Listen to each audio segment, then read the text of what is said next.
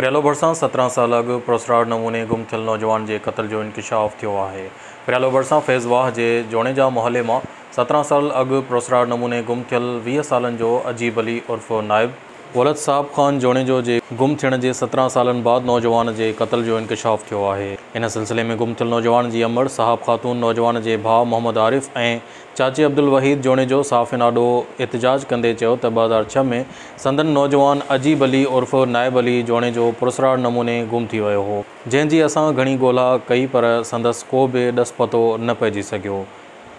कुछ ॾींहं अॻु प्रियालो पुलिस एक क़त्ल के केस में जवाबदार इनायत उर्फ मंडो जोनेजो के गिरफ़्तार करे खांसे जांच कई तो जवाबदार असांजे नौजवान के क़त्ल करण जो एतराफ़ कंदे खेसि वीरान जगह ते मट्टी के दड़े ते दफ़नाइण जो इंकशाफ कंदे पुलिस के जाइ वारदात ऐं उहा जगह पिण ॿुधाई आहे। हिननि चयो त SHO प्रियालो रहमतुल्लाह सोलंगी जवाबदार के साण करे जाइ वारदात की निशानदेही पिण कई आहे। हर ख़बर बर वक्त ख़बर ॾिसंदा रहो न्यूज़ लाइन 1।